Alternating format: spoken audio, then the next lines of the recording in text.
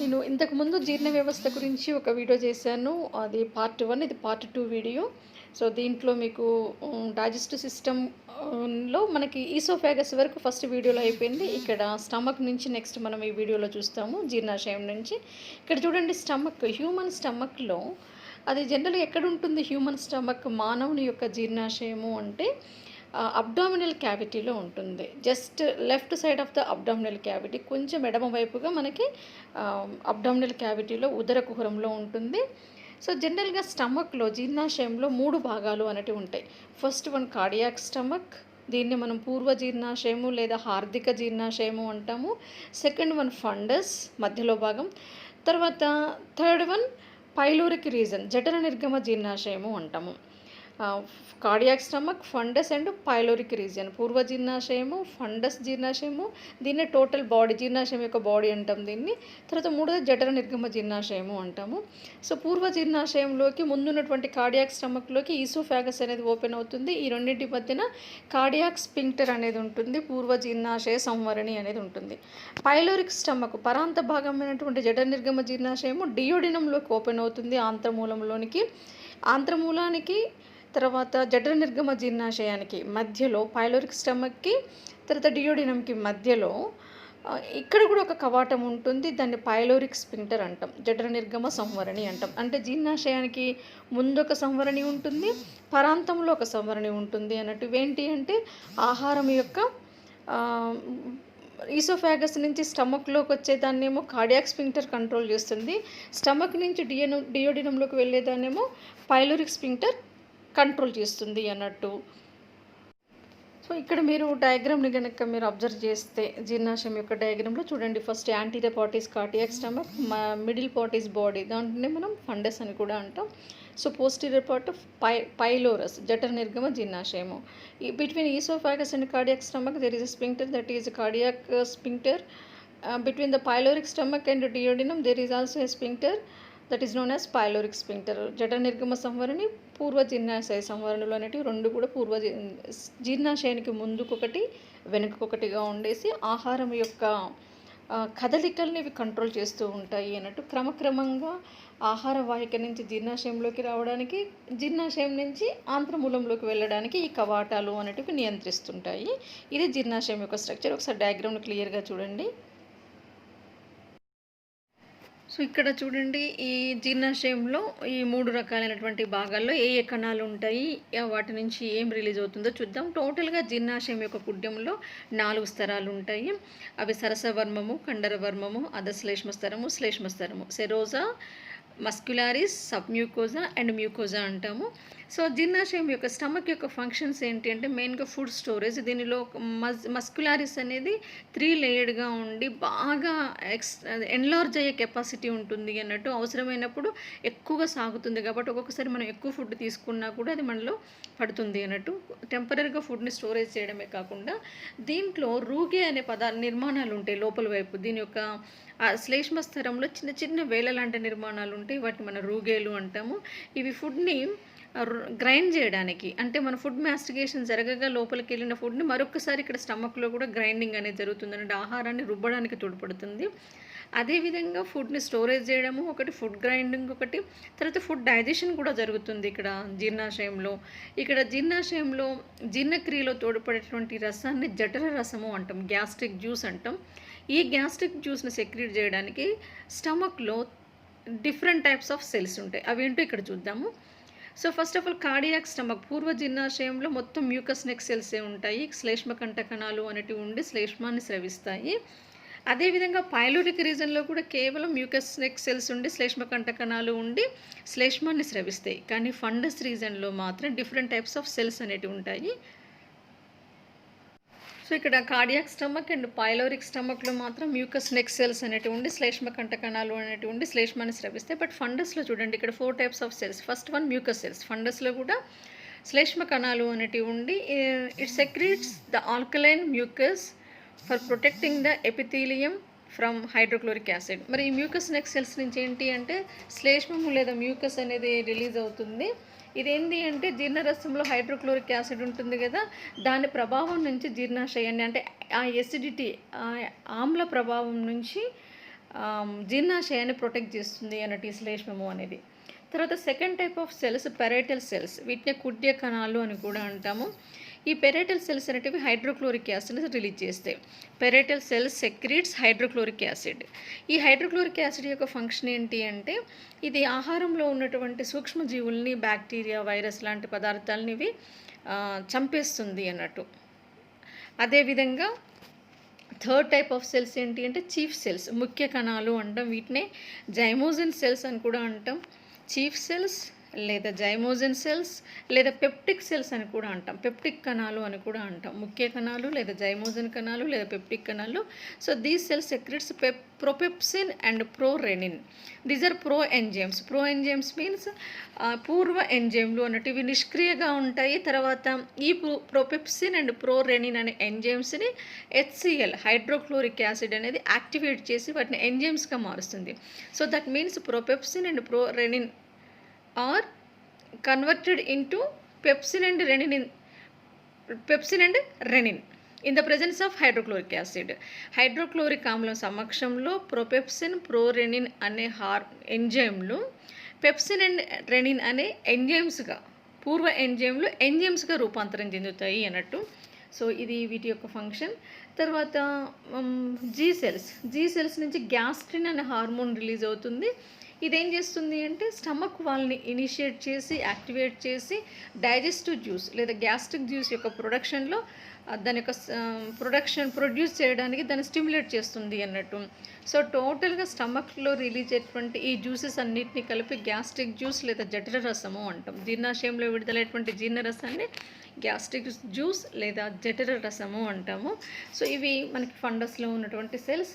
Mucus cells secretes mucus. Parietal cells secrete HCl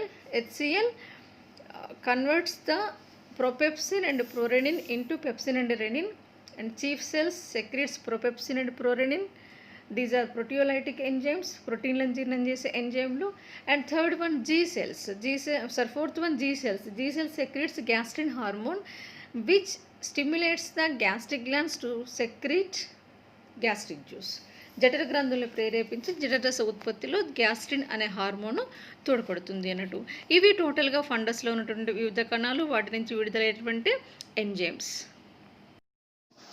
so next ఈ జఠరరసంలో ఉన్నటువంటి ప్రొపెప్సిన్, ప్రోరెనిన్ అనే పూర్వ ఎంజైమ్లు, ప్రో ఎంజైమ్స్ని HCl hydrochloric acid pepsin and rennin అనే ఎంజైమ్స్గా కన్వర్ట్ చేస్తుంది. తర్వాత ఈ రెనిన్ అనే ఎంజైము పాలను పెరుగుగా మారుస్తుంది అన్నట్టు. సో ఇది ముఖ్యంగా పాలల్లో ఒక ప్రోటీన్ ఉంటుంది, కెసిన్ అంటాం దాన్ని.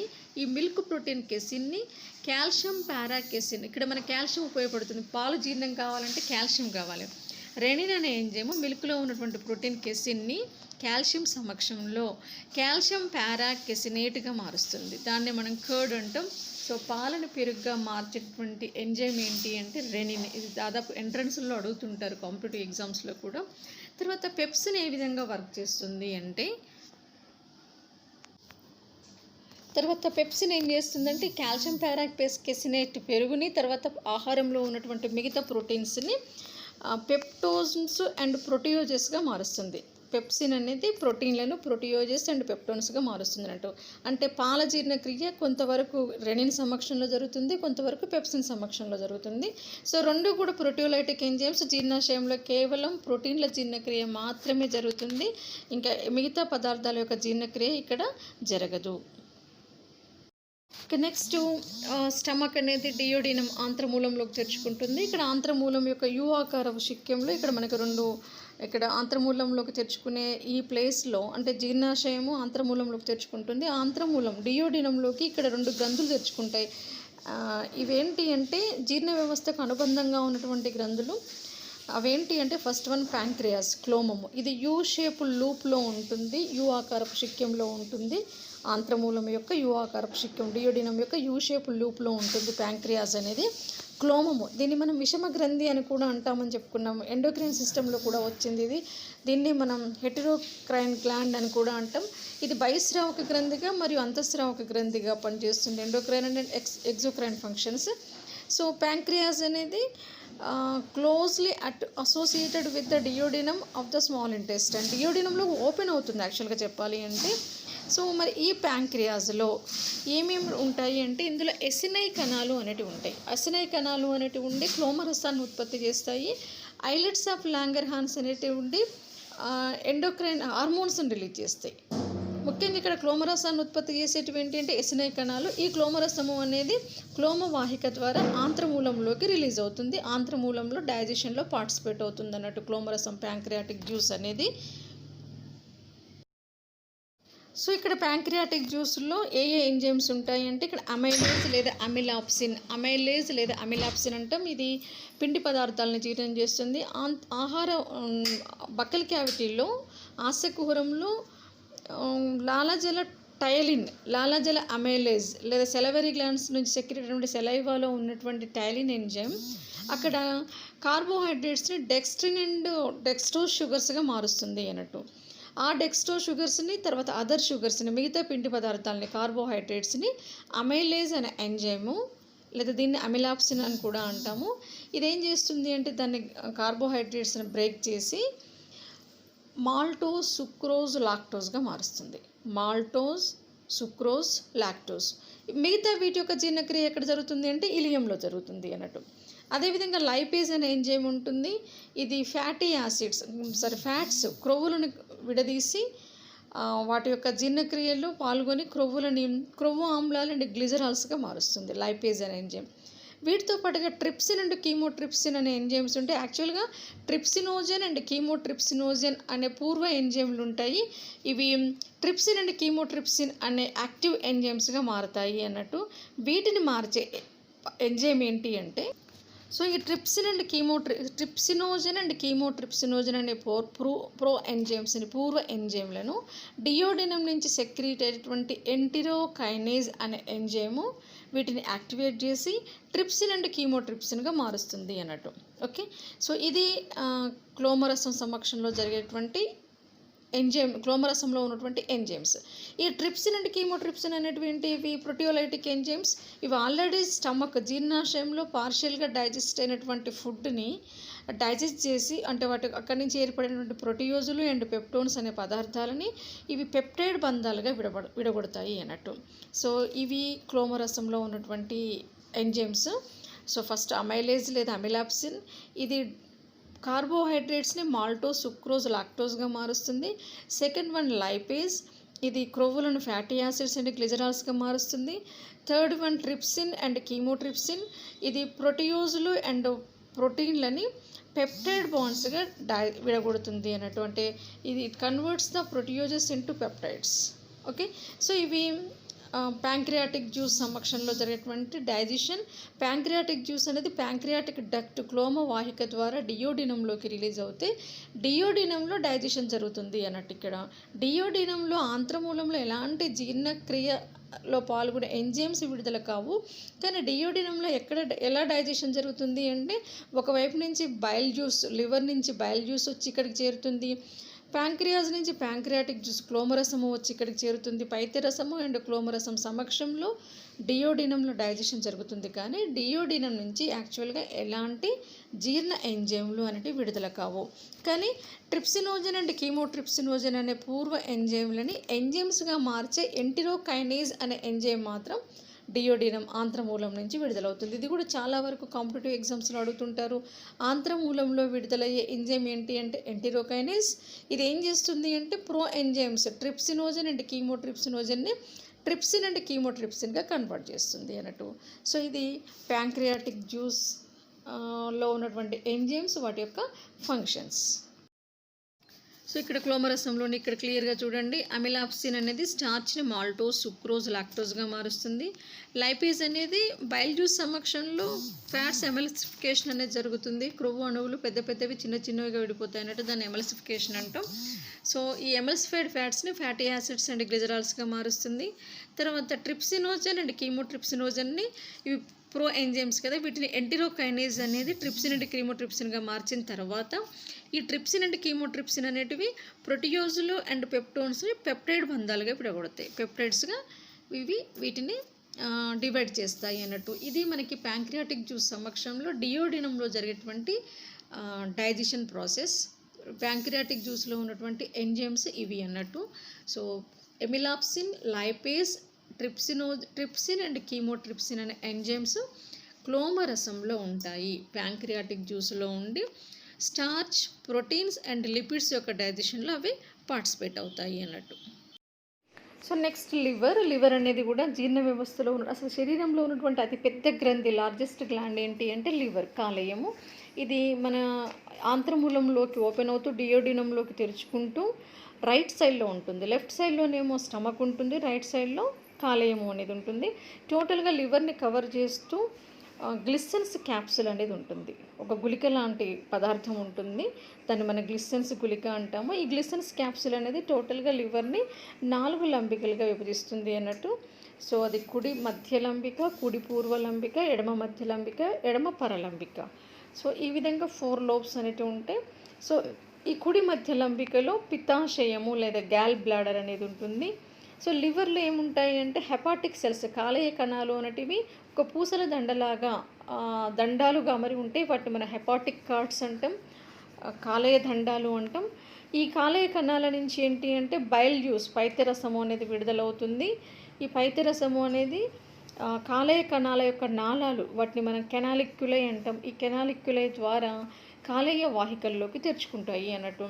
ఈ కాలేయ వాహికలన్నీ కలిసి గ్యాల్ బ్లాడర్, పిత్తాశయంలోకి ఓపెన్ అవుతాయి. జనరల్గా లివర్ సెక్రెట్ చేసే జ్యూస్ని ఏమంటాము అంటే బైల్ జ్యూస్ అంటాం, పైత్యరసము. ఈ పైత్యరసం అనేది డైరెక్ట్గా డియోడినంలోకి రిలీజ్ కాకుండా గ్యాల్ బ్లాడర్లో స్టోర్ అవుతుంది. పిత్తాశయంలో స్టోర్ అయ్యి అవసరమైనప్పుడు పిత్తాశయం నుంచి మళ్ళీ కాలేయ ఐక్యవాహిక ద్వారా డియోడినంలోకి వచ్చేస్తుంది అన్నట్టు ఈ బైల్ జ్యూస్ అనేది.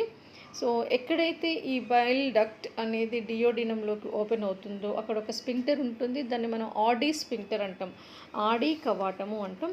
లివర్ నుంచి సెక్రెట్ అయ్యేదాన్ని మనం బైల్ జ్యూస్ అంటున్నాం. ఈ బైల్ జ్యూస్లో bile pigments and bile salts అనేటివి ఉంటాయి. బైలురూబిన్, బైలువిరిడిన్ అనేటివి బైల్ పిగ్మెంట్స్. ఇవి వ్యర్థ పదార్థాలు అనేటివి హిమోగ్లోబిన్ విచ్ఛిన్నం వల్ల ఏర్పడుతున్నటువంటి ఈ పిగ్మెంట్స్ ఫీకస్ ద్వారా బయటికి వెళ్ళిపోతాయి.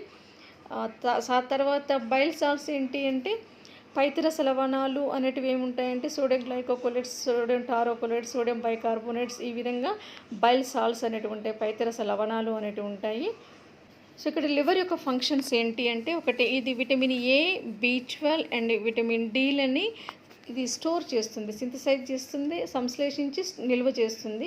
అదేవిధంగా జీర్ణక్రియలో ఏ విధంగా పనిచేస్తుంది, కాలేయం నుంచి విడుదలయ్యే పైత్యరసము అంటే క్రొవ్వుల ఎమల్సీకరణ, బైల్ జ్యూస్లో ఉన్నటువంటి బైల్ సాల్ట్స్ అనేటివి, సోడియం గ్లైకోకోలేట్స్ అండ్ సోడియం టారోకోలేట్స్ అనేటివి ఫ్యాట్స్ ఎమల్సిఫికేషన్లో పార్టిసిపేట్ అవుతాయి. పెద్దగా ఉన్నటువంటి క్రొవ్వు అణువులని బ్రేక్ చేస్తాయి. దీన్ని మనం ఎమల్సిఫికేషన్ అంటాము. సోడియం గ్లైకోకోలేట్స్ అండ్ సోడియం టారోకోలేట్స్ అనేటివి.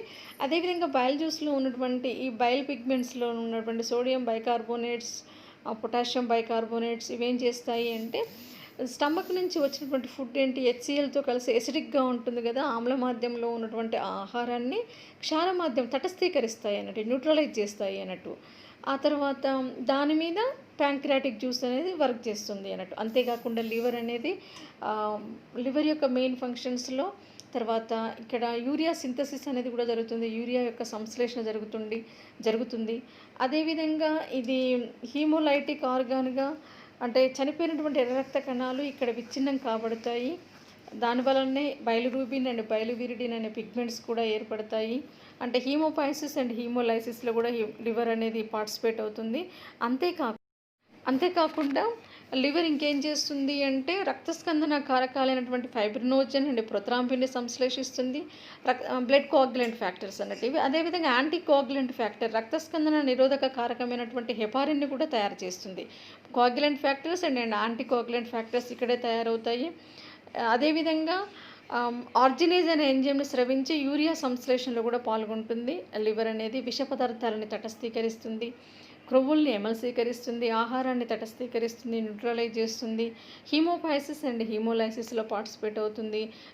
లివర్ అనేది చాలా మేజర్ రోల్ని పర్ఫామ్ చేస్తుంది అన్నట్టు. చాలా ఇంపార్టెంట్ గ్లాండ్ ఇది కాలేయము అనేది. దీని నుంచి విడుదలైనటువంటి ఈ బైల్ జ్యూస్లో ఉన్నటువంటి బైల్ పిగ్మెంట్స్ వలనే ఫీకల్ మ్యాటర్ మల పదార్థానికి ఒక పర్టికులర్ కలర్ అనేది వస్తుంది అన్నట్టు. సో దీనిలో ఉన్నటువంటి ప్రత్యేకమైనటువంటి కుఫర్ కణాలు అనేటివి ఉండి చనిపోయినటువంటి ఎర్ర రక్త కణాలను విచ్ఛిన్నం చేసి హిమటిన్ మరియు గ్లోబిన్గా విడగొడతాయి. దాన్ని మనం హీమోలైసిస్ అంటాము. సో ఇది లివర్ యొక్క ఫంక్షన్స్. సో ఇది గ్యాల్ బ్లాడర్ అనేది మన కాలేయం యొక్క కుడి లంబికలో ఉంటుంది, కుడి మధ్య లంబికలో ఉంటుంది. పిత్తాశయం అంటాం దీన్ని. ఇది కాలేయం స్రవించినటువంటి లివర్ నుంచి ప్రొడ్యూస్ అయినటువంటి బైల్ జ్యూస్ని ఇది స్టోర్ చేస్తుంది అన్నట్టు. దీని యొక్క నాళాన్ని, the duct of gall bladder is known as cystic duct, కోశీయ వాహిక అంటాము. ఇది కామన్ బైల్ డక్ట్ ద్వారా కలిసి, అంటే సామాన్య ఐక్య కాలేయ వాహిక ద్వారా కలిసి డియోడినంలోకి తెరుచుకొని బైల్ జ్యూస్ని అక్కడికి రిలీజ్ చేస్తుంది అన్నట్టు. సో పక్షుల్లో ఈ గ్యాల్ బ్లాడర్ అనేది ఉండదు. హ్యూమన్ బీయింగ్స్లో మాత్రం కుడి మధ్య లంబికలో గాల్ బ్లాడర్ అనేది లొకేట్ అయి ఉంటుంది. తర్వాత చిన్న ప్రేగు, స్మాల్ ఇంటెస్టైన్లో 3 పార్ట్స్ ఉంటాయి. ఒకటి డియోడినం అనేది దీన్నే మనం ఆంత్రమూలము అంటాము. రెండోది జెజునం అనేది ఒక చిన్న junction between duodenum and ileum. ఆంత్రమూలానికి శేషాంత్రికానికి మధ్యన ఉన్నటువంటి ఒక జంక్షన్ మాత్రమే జెజునం అనేది. తర్వాత ఇలియం దీన్నే శేషాంత్రికము అంటున్నాం. డియోడినం, జెజునం అండ్ ఇలియం, ఆంత్రమూలము, జెజునం మరియు శేషాంత్రికం అనే 3 భాగాలు చిన్న ప్రేగులో ఉంటాయి అన్నట్టు. సో డియోడినం అనేది ఒక యూ షేపుడ్ లూప్. ఇది పైలోరిక్ స్టమక్, జఠ నిర్గమ జీర్ణాశయము డియోడినంలోకి తెరుచుకుంటుంది. ఇది యు ఆకారంలో ఉంటుంది. డియోడినంలో ఎలాంటి డైజెస్టివ్ ఎంజైమ్స్ రిలీజ్ కావు, కానీ డైజెస్టివ్ గ్లాండ్స్ అయినటువంటి లివర్ అండ్ ప్యాంక్రియాస్ని స్టిమ్యులేట్ చేసే హార్మోన్స్ ఇక్కడ రిలీజ్ అవుతాయి. ఎంటెరోగ్యాస్ట్రిన్ రిలీజ్ అయ్యేమో స్టమక్ని కంట్రోల్ చేస్తుంది. సెక్రెటిన్ అండ్ సెక్రెటిన్ ఏమో ప్యాంక్రియాస్ని కంట్రోల్ చేస్తుంది, సెక్రెటిన్ అనే హార్మోన్. కొలిసిస్టోకైనిన్ అండ్ హెపాటోక్రైనిన్ అనే హార్మోన్స్ ఏమో లివర్ని కంట్రోల్ చేస్తాయి. ఈ విధంగా డిఫరెంట్ టైప్స్ ఆఫ్ హార్మోన్స్ అనేటివి ఇక్కడ డియోడినం నుంచి రిలీజ్ అవుతాయి, కానీ ఎలాంటి డైజెస్టివ్ ఎంజైమ్స్ రిలీజ్ కావు. బట్ ఎంటెరోకైనేజ్ అనే ఎంజైమ్ రిలీజ్ అయ్యి ప్యాంక్రియాటిక్ జ్యూస్లో ఉన్నటువంటి ప్రో ఎంజైమ్స్ అయినటువంటి ట్రిప్సినోజన్ అండ్ కీమోట్రిప్సినోజన్లని ట్రిప్సిన్గా మారుస్తుంది. ట్రిప్సిన్ అండ్ కీమోట్రిప్సిన్గా మారుస్తుంది, అంటే ప్రో ఎంజైమ్స్గా మారుస్తుంది అన్నట్టు ఎంటెరోకైనేజ్. బట్ డియోడినంలో డైజెషన్ జరుగుతుంది. మరి వేటి ప్రెజెన్స్లో జరుగుతుంది అంటే బైల్ జ్యూస్ వచ్చి చేరుతుంది ఇక్కడికి, ప్యాంక్రియాటిక్ జ్యూస్ వచ్చి చేరుతుంది. సో ఇక్కడ డైజెషన్ అనేది bile juice and pancreatic juice సమక్షంలో మాత్రమే జరుగుతుంది, కానీ ఎలాంటి డైజెస్టివ్ ఎంజైమ్స్ ఇక్కడ రిలీజ్ కాదు అన్నట్టు. సో ఇక్కడ చూడండి డయాగ్రామ్లో మీకు చిన్న ప్రేగులో 3 భాగాలు, స్మాల్ ఇంటెస్టైన్లో డియోడినం యు ఆకారంలో ఉంటుంది జీర్ణాశయం, తర్వాత జెజునం, తర్వాత ఇలియం శేషాంత్రికం అనేది అతి పొడవైనటువంటి భాగము అన్నట్టు. దీంట్లో శేషాంత్రికంలో సక్కస్ ఎంటెరికస్ అనే ఆంత్రరసము అంటాం. దీన్ని జీర్ణరసం విడుదలవుతుంది. దీన్ని విడుదల చేసే కణాలని క్రిప్ట్స్ ఆఫ్ లీబర్ కూన్ పుటికలు అంటాం. సో అవి ఆంత్రరసాన్ని విడుదల చేస్తాయి అన్నట్టు. సో ఇది సిస్టంలో ప్రేగు యొక్క నిర్మాణం. 3 రకాలైనటువంటి భాగాలు శేషాంత్రికం చిన్న ప్రేగులో ఉంటాయి. సో ఈ రకంగా స్మాల్ ఇంటెస్టైన్లో duodenum, it is a CRU shaped structure. Pyloric stomach enters into the duodenum. In between pyloric stomach and duodenum there is a sphincter that is known as pyloric sphincter, and second part is jejunum and the third part is ileum. Ileum is the longest part of the small intestine. So ఇక్కడ digestion in small intestine. డియోడినంలో ఇప్పుడే చెప్పుకున్నాం కదా మనం, pancreatic juice and bile juice ప్రెజెన్స్లో digestion అనేది జరుగుతుంది. అక్కడ ఎలాంటి ప్రత్యేకమైనటువంటి డైజెస్టివ్ ఎంజైమ్స్ రిలీజ్ కావు. బట్ ఇలియంలో మాత్రం డైజెస్టివ్ జ్యూస్ని సెక్రెట్ చేసే కణాలని ఇలియం యొక్క వాల్లో క్రిప్ట్స్ ఆఫ్ లీబర్ కూన్ అనేటివి ఉంటాయి, లీబర్ కూన్ పుటికలు అనేటివి ఉండి దీంట్లో కూడా పనీత్ సెల్స్, తర్వాత జైమోజన్ సెల్స్, డిఫరెంట్ గోబ్లెట్ సెల్స్, ఇలా రకరకాల కణాలు అనేటివి ఉండి శ్లేష్మంతో కూడినటువంటి జీర్ణరసాన్ని విడుదల చేసి ఇక్కడ జీర్ణాశయంలో స్టమక్లో రిలీజ్ అయ్యేదాన్ని గ్యాస్ట్రిక్ జ్యూస్ అంటాం, జఠర రసము. శేషాంత్రికంలో రిలీజ్ అయ్యేటువంటి రసాన్ని, జీర్ణరసాన్ని సక్కస్ ఎంటెరికస్ లేదా ఆంత్ర రసము అంటాము. సో ఇక్కడ ఆల్రెడీ ఆంత్రమూలంలో pancreatic juice and bile juice ప్రెజెన్స్లో డైజెషన్ అనేది జరిగి రిమైనింగ్ అన్డైజెస్టెడ్ ఫుడ్ అనేది ఇలియంలోకి వచ్చేస్తుంది అన్నట్టు. ఇక్కడ సక్కస్ ఎంటెరికస్ ప్రెజెన్స్లో డైజెషన్ అనేది జరుగుతుంది. సో ఈ సక్కస్ ఎంటెరికస్లో ఏంటి అంటే టోటల్గా స్టార్చ్ని డైజెస్ట్ చేసే ఎంజైమ్స్ ఉంటాయి. వాటిని అక్కడ మన డియోడినంలో మాల్టోజ్, సుక్రోజ్, లాక్టోజ్ ఏర్పడ్డాయి కదా. ఇక్కడ మాల్టేజ్ అనే ఎంజైమ్ మాల్టోజ్ను గ్లూకోజ్గా మారుస్తుంది, సుక్రోజ్ను గ్లూకోజ్గా మారుస్తుంది. అదేవిధంగా గ్యాలక్టేజ్ అనే ఎంజైమ్ గ్యాలక్టోజ్ని గ్లూకోజ్గా మారుస్తుంది. టోటల్గా కార్బోహైడ్రేట్స్ యొక్క డైజెషన్ మాల్టేజ్, సుక్రేజ్, లాక్టేజ్ అనే ఎంజైమ్స్ యొక్క ప్రజెన్స్లో ఇలియంలో కంప్లీట్ అయిపోతుంది. కార్బోహైడ్రేట్స్ నుంచి గ్లూకోజ్ అనేది ఏర్పడుతుంది. గ్లూకోజ్ అనేది ఏంటిది? కార్బోహైడ్రేట్స్ యొక్క ఎండ్ ప్రోడక్ట్. అదేవిధంగా లిపిడ్స్ని డైజెస్ట్ చేసేటువంటి ఎంజైమ్ కూడా ఉంటుంది, లైపేజ్. ఇక్కడ దీన్ని స్టియాప్సిన్ అంటాం. ఇది కూడా ఫ్యాటీ యాసిడ్స్ అండ్ గ్లిజరాల్స్గా మారుస్తుంది లిపిడ్స్ని. తర్వాత పెప్టైడ్ బంధాలు అనేటివి టియోడినంలో ఏర్పడ్డాయి కదా. సో ఇక్కడ పెప్టైడ్స్ని డైజెస్ట్ చేసేటువంటి ఎంజైమ్స్ కూడా ఉంటాయి సక్కస్ సెంట్రికస్లో. వాటిని మనం పెప్టిడేజెస్ అంటాం. మోనోపెప్టిడేజ్, బైపెప్టిడేజ్, కార్బాక్సీ పెప్టిడేజ్, తర్వాత అమైనో పెప్టిడేజ్ ఇలా ఉంటాయి అన్నట్టు. ఇవన్నీ కూడా ఏంటి అంటే పెప్టైడ్స్ని అమైనో యాసిడ్స్గా కన్వర్ట్ చేస్తాయి. అంటే కార్బోహైడ్రేట్స్ నుంచి గ్లూకోజ్ ఏర్పడుతుంది, లిపిడ్స్ నుంచి ఫ్యాటీ యాసిడ్స్ అండ్ గ్లిజరాల్స్ ఏర్పడతాయి, ప్రోటీన్స్ నుంచి అమైనో యాసిడ్స్ ఏర్పడతాయి. అదేవిధంగా సెల్యులోజ్ను డైజెస్ట్ చేసేటువంటి సెల్యులేజ్ అనే ఎంజైమ్ కూడా ఇక్కడ ఉండి సెల్యులోబయోజ్గా మారుస్తుంది సెల్యులోజ్ని. అదేవిధంగా న్యూక్లిక్ యాసిడ్స్, న్యూక్లియోటైడేజ్ అండ్ న్యూక్లియోసైడేజ్ అనే ఎంజైమ్స్ కూడా రిలీజ్ అయ్యి న్యూక్లిక్ యాసిడ్స్ని డైజెస్ట్ చేస్తాయి అన్నట్టు. టోటల్గా ఇలియంలో సక్కస్ ఎంట్రికస్ ప్రెజెన్స్లో డైజెషన్ అనేది కంప్లీట్ అవుతుంది. ఇలియంలో ఉన్నటువంటి విల్లై ఆంత్ర చూషకాల ద్వారా డైజెస్టెడ్ ఎండ్ ప్రోడక్ట్స్ అనేటివి శోషించబడతాయి. దీన్ని మనం అబ్జార్ప్షన్ అంటాం. ఈ ఆంధ్ర చూషకాలు ఎలా ఉంటాయి అంటే రిచ్లీ సప్లైడ్ బ్లడ్ క్యాపిలరీస్ ఉంటాయి. దీంట్లో మొత్తం అనేకమైనటువంటి రక్తకేశ నాళికలు అనేటివి ఉండి ప్రతి ఆంత్ర చూషక మధ్య భాగంలో విల్లై మధ్యలో ఒక నాళం ఉంటుంది. దాన్ని మనం లాక్టియోల్ లేదా క్షీరవాహిక అంటాము. ఈ లాక్టియోల్ లేదా క్షీరవాహిక అనేది ఫ్యాట్స్ని అబ్జార్బ్ చేస్తుంది. తర్వాత బ్లడ్ క్యాపిలరీస్ అనేటివి రిమైనింగ్ గ్లూకోజ్, అమైనో యాసిడ్స్, తర్వాత అదర్ విటమిన్స్, మినరల్స్ని అవి అబ్జార్బ్ చేస్తాయి. టోటల్గా డైజెషన్ ప్రాసెస్ అనేది ఇలియంలో కంప్లీట్ అవుతుంది అన్నట్టు. మామూలుగా బక్కల క్యావిటీలో ఏర్పడినటువంటి ముద్దను ఏమంటాము అంటే బోలస్ అంటాం. జీర్ణాశయంలో ఫామ్ అయిన దాన్ని ఖైమ్ అంటాం, అవశయపాకం అంటాం. శేషాంత్రికంలో పూర్తిగా జీర్ణమైనటువంటి అర్ధద్రవ రూప పదార్థాన్ని కైల్ అంటాము. ఇది పెద్ద ప్రేగులోకి ప్రవేశించి అక్కడ లవణాలు, వాటర్ యొక్క రీఅబ్జార్ప్షన్ జరిగిన తర్వాత మిగతా వ్యర్థ పదార్థం మల విసర్జన జరుగుతుంది అన్నట్టు. సో ఇది పెద్ద ప్రేగులో ఉన్నటువంటి లార్జ్ ఇంటెస్టైన్లో ఉన్నటువంటి భాగాలు. ఒకటి సీకం, దీన్నే మనం అందనాళము అంటాం. సో చిన్న ప్రేగు ఈ అందనాళంలోకి తెరుచుకునే భాగంలో వర్మిఫామ్ అపెండిక్స్, ఉండుకం అనే నిర్మాణం ఉంటుంది. ఇది ఒక అవశేష నిర్మాణం. తర్వాత సీకం తర్వాత కోలాన్. ఈ కోలాన్లో 3 పార్ట్స్ ఉంటాయి: అసెండింగ్, ఆరోహక కోలాన్, అడ్డు కోలాన్, అవరోహక కోలాన్. అంటే పైకి వెళ్ళి నాళం మళ్ళీ ఇలా కిందికి వస్తుంది కదా. సో ఆరోహక, అడ్డు మరియు అవరోహక కోలాన్ అని చెప్పేసి 3 పార్ట్స్ ఉంటాయి. So second part is colon and third one is actually ఇక్కడ రెక్టమ్ రావాలి. ఇక్కడ మామూలుగా దాన్ని సపరేట్గా చెప్తున్నారు ఇప్పుడు సిస్టంలో. కానీ మూడో భాగం ఏంటి అంటే పురీషనాళము, రెక్టమ్. ఈ రెక్టంలో ఏంటి అంటే నీటి యొక్క పునఃశోషణ అనేది జరుగుతుంది. మిగిలిన లవణాలు, ఖనిజ లవణాలు, నీటి యొక్క పెద్ద ప్రేగులో ఎలాంటి జీర్ణక్రియ జరగదు, కేవలం పునఃశోషణ మాత్రమే జరిగి ఇక మిగిలినటువంటి వ్యర్థ పదార్థం, మల పదార్థము అనేది యానస్ ద్వారా బయటికి విసర్జించబడుతుంది అన్నట్టు. ఇది పెద్ద ప్రేగులో ఉన్నటువంటి భాగాలు. ఇక్కడ పెద్ద ప్రేగు యొక్క నిర్మాణం చూడండి. దీంట్లో సీకం, ఆరోహక కోలాన్, అడ్డు కోలాన్ అండ్ అవరోహక కోలాన్ మరియు పురీషనాళం అనే భాగాలు ఉండి చివరికి యానస్ పాయుగు ద్వారా బయటికి తెచ్చుకుంటుంది. ఇది పెద్ద ప్రేగు యొక్క నిర్మాణం. ఇక్కడ కేవలం పునఃశోషణ మాత్రమే జరుగుతుంది. ఇక్కడ ఎలాంటి జీర్ణ ఎంజైమ్లు విడుదల కావు, ఎలాంటి జీర్ణక్రియ ప్రక్రియ కూడా పెద్ద ప్రేగులో జరగదు. సో ఇక్కడ పెద్ద ప్రేగులో చూడండి, ఒకటి డైజెషన్ అయితే ఎలాంటి డైజెషన్ జరగదు, బట్ అబ్జార్ప్షన్ వచ్చేసి ఇక్కడ రీఅబ్జార్ప్షన్ జరుగుతుంది. తర్వాత కొన్ని మినరల్స్, ఖనిజాలు, శరీరానికి అవసరమైనటువంటి మిగతా ఖనిజ లవణాలు అంటే మల పదార్థం ఏర్పడిపోతుంది ఆల్మోస్ట్ ఇక్కడికి వచ్చేసరికి. దాంట్లో ఇంకా ఏమైనా మనకి యూస్ఫుల్గా ఉన్నటువంటి నీరు, తర్వాత ఖనిజ లవణాల యొక్క పునఃశోషణ మాత్రమే ఇక్కడ జరుగుతుంది.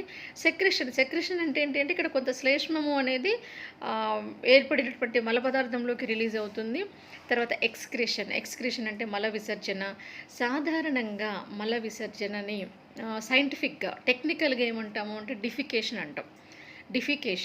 అదేవిధంగా మూత్ర విసర్జన ఏమంటాము అంటే సైంటిఫిక్గా మిక్చురేషన్ అంటాము. అది మిక్చురేషన్, ఇక్కడ డిఫికేషన్ అనేది.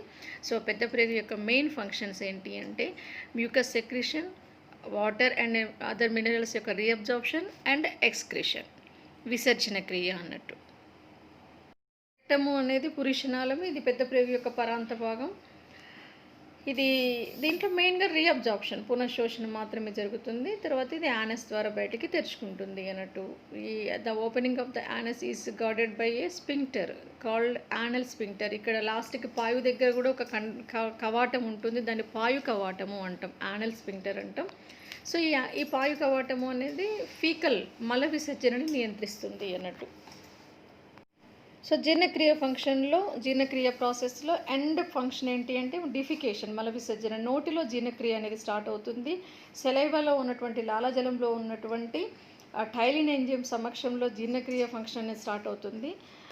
మనకి యాక్చువల్గా డైజెషన్ అనేది నోటిలోనే స్టార్ట్ అవుతుంది అన్నట్టు. అందుకని ఆహారాన్ని బాగా నమిలి తినాలి అని చెప్తుంటారు పెద్దలు. సో బాగా నమలబడినటువంటి ఆహారం పైన సెలైవా అనేది పనిచేసి అక్కడ కార్బోహైడ్రేట్స్ డైజెషన్ అనేది స్టార్ట్ అయ్యి తర్వాత స్టమక్లో, తర్వాత చిన్న ప్రేగులో కంప్లీట్గా శేషాంత్రికంకి వచ్చేసరికి జీర్ణక్రియ అనేది కంప్లీట్ అయిపోయి శేషాంత్రికంలో అనేది జీర్ణక్రియ కంప్లీట్ అవుతుంది. జీర్ణమైనటువంటి అంత్య ఉత్పన్నకాల యొక్క శోషణ అనేది జరుగుతుంది.